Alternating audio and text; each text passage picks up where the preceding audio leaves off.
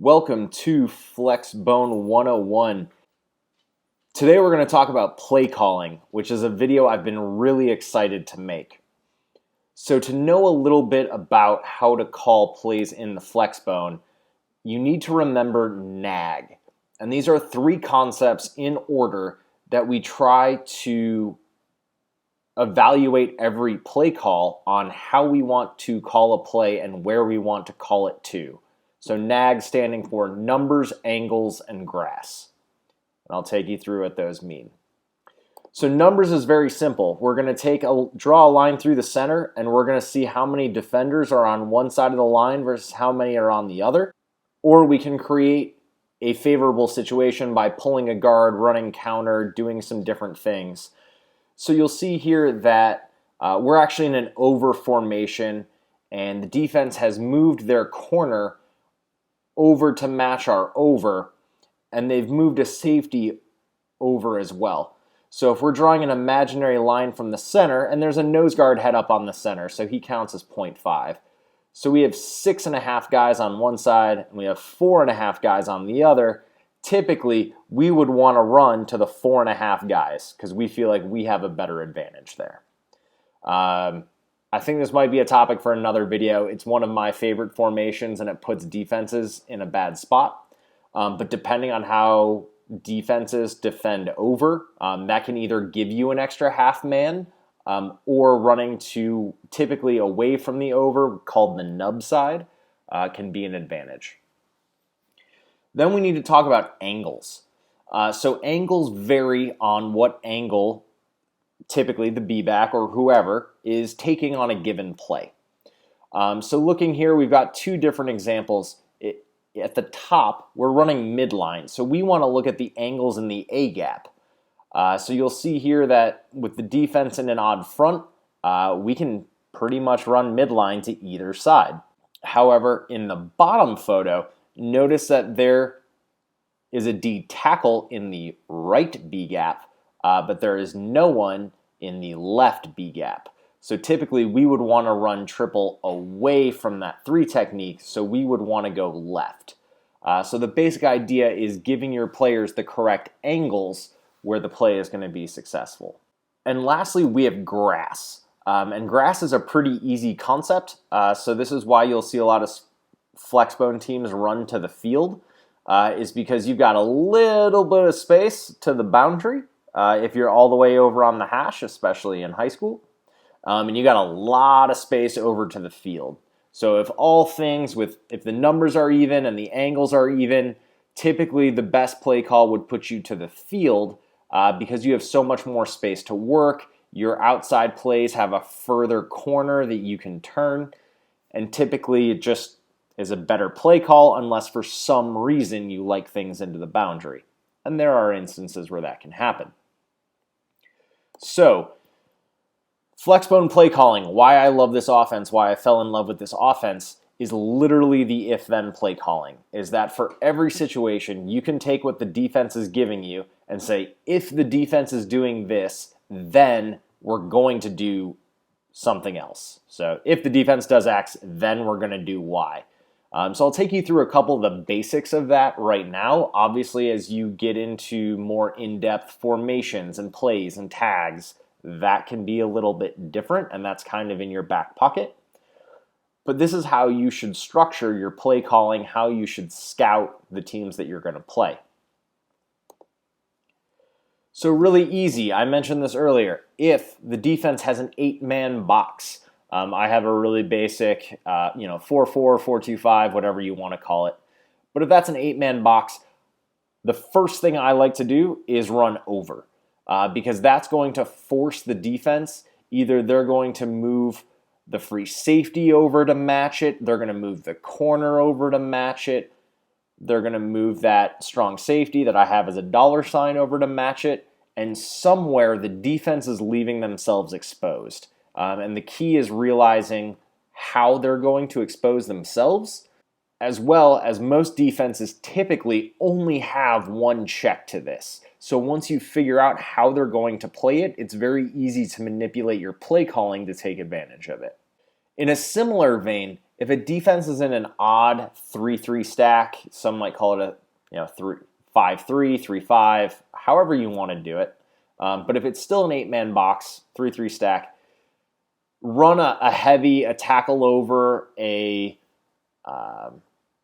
over tight. Basically, give them a 3-man surface to one side and see how they adjust. They either need to bring their defensive line over, they need to bring their backers over, maybe they swap a player from the weak side to the strong side. But no matter what they do, they're kind of in a bad spot. And typically running away from the free safety in this instance is what you want to do. So now we're going to get into some of that angle piece of what plays you want to run based on what a defense is throwing out there. So typically, if you have a defensive tackle that's in a 2, a 3, or a 4-eye, you want to run midline. And why that is because he is in the B gap, which makes him pretty far out from the play. And midline is a great play because he has to declare whether he's going to come down on dive or if he's going to stay out and read. And either way, midline should take advantage of both of those situations, and it puts your quarterback in a good position to make that read. On the flip side, if you have a DT or a defensive tackle who is more inside, maybe he is a shade, maybe he's a 2-eye, something that's taking up that A gap, now we're going to run triple. Triple should be your base play. Triple should be what you want to run every play. Typically, though, it is difficult to run triple to a 3 or anything that is covering up the B gap. So if there's not someone in the B gap, triple's typically a good play. Moving along, you'll see a lot of teams, if you're killing them inside on triple, you're killing them inside on midline, you're killing them inside on zone, some teams will go to the eagle, double eagle, TNT look, where both the guard, the center, and the guard are covered. If they're going to commit all these players inside, that's going to leave their outsides very soft. So you want to take advantage of that. Running rocket is the best thing you can do there. There are ways where you can cheat the X inside and run, if you want to call it snug or trim, or there's different ways to do it to be able to crack or switch block. There are some other tags, maybe a video coming soon, that you can run where the defense just doesn't have enough guys outside to match the play.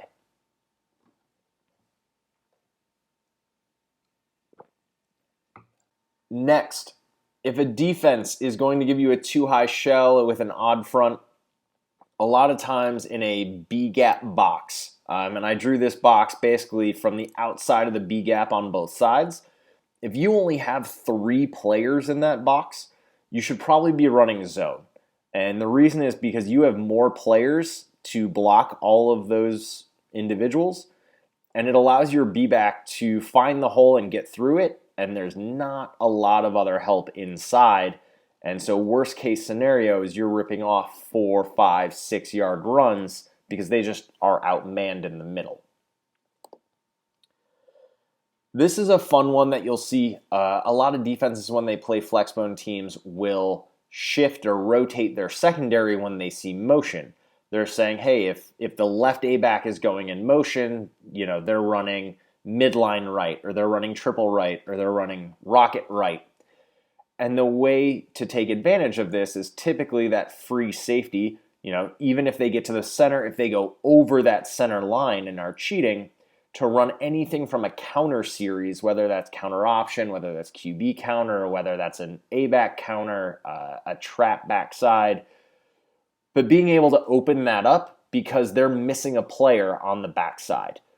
So you take advantage of that adjustment that a defense is going to make. So at a high level, if you're thinking your play calls, how are you going to do this?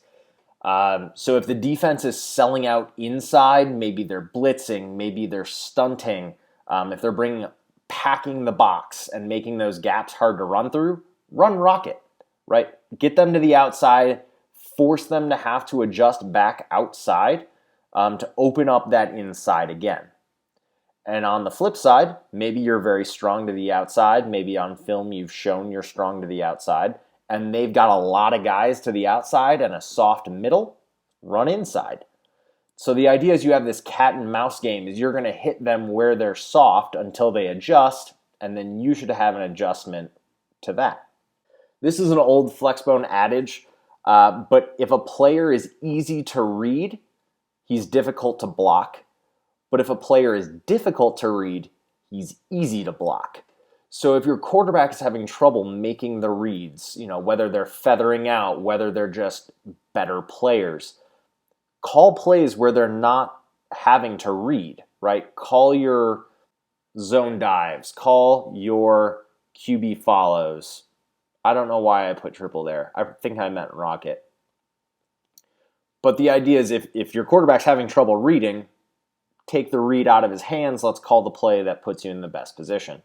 We mentioned this typically when it came to the defensive backfield rotating, but even if they're not rotating, if you're noticing a backside D end or a backside corner or a backside linebacker, if they're all running and flying and selling out to the other side without keeping that eye in the backfield of a potential cutback, you should be running a counter series.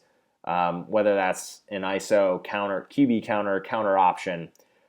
Basically, if they're not going to be fundamentally sound on both sides of the ball, run to where they're weak. We covered if you can't block a player, read him.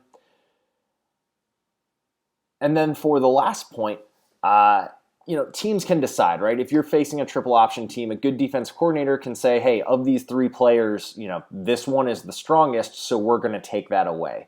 A lot of times that's your B-back. They'll sell out, stop the dive, so your quarterback is always keeping it or pitching it. You're like, well, shoot, my B-back is my best player. You want to call plays where you can guarantee that the B-back is getting the ball. So that's where plays like zone, that's where plays like speed option, anything that's going to get the ball in the B-back's hands, some teams will go down G. That's going to be a very big strong suit to make sure that theoretically one of your best players is still touching the ball as much as they're supposed to.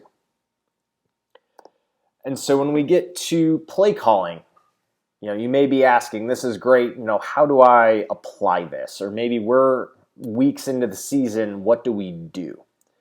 So one of the first things you can do is study how your opponent calls their strength. A lot of teams, when they see a flexbone balanced formation, are going to call their strength to the field. That gives you a lot of opportunities to possibly run things into the boundary. If they're running a 3 and a 1 technique, that typically means that the 3 will be to the field. So maybe you want to run those triple plays to the boundary. Second tip is to have a way for your quarterback to change the play direction at the line. So if you have a midline right called and you realize that there's a big defensive tackle sitting in the A gap that you don't want, but the other A gap is open, you want the ability for your quarterback to see that and change the play direction. So typically you may hear check over, you may hear riverside, the quarterback might just go like this. But whatever that signal is, it gives your quarterback the ability to put you into the correct play. And you may not do that every play, but it's like, hey, if it's midline, run to the A-gap. Having a plan for how your opponent might adjust. So you should know, based on their tendencies, based on what you've seen on film, hey, our game plan out of the gate is we're going to run X, Y, Z. When we run those and have success, we expect them to, do Y, right? Maybe they bump a linebacker out. Maybe they move a corner. Maybe they switch their coverage. Maybe they change their defensive front alignments. Maybe they mess with your option reads. There's a lot of things that especially good defensive coordinators would do, and you have to make sure that you have a counterpunch to that. So don't get caught flat-footed so that your game plan is great, and your first drive goes and you score a touchdown and you gash them, and then the defense makes an adjustment, and you're left scratching your head for 3.5 quarters, not knowing how to contend with it. And the last thing, and this is something that I feel very strongly about, is to play with your offensive line splits to create more space. A lot of teams, if they're selling out inside, if they're slanting their defensive tackles, if the read is able to somehow make the play, if they're going to go out with your offensive linemen, you can make those splits very wide to rely on a give read in a lot of cases, so that's a player that you don't have to block, but you can also then use the offensive lineman to block other players. So don't be afraid to mess with that split. I think it's the biggest thing that I see, especially when teams get tired late in games, that their splits start getting very close. Make sure your splits are wide, and don't be afraid to make them wider, especially if it's going to give you more lanes for your players to run. That's all for today on Flexbone play calling. I may have called this part 1 if I wanted to. I can't tell if I want to make a part 2 to play calling, or if I want to start going into formations, or why I might call it, or what I'm looking for in each of those. But either way, I think I have a video on tags for blocking that maybe I'll make tonight. We'll see how I'm feeling. Otherwise, I hope your seasons are going great.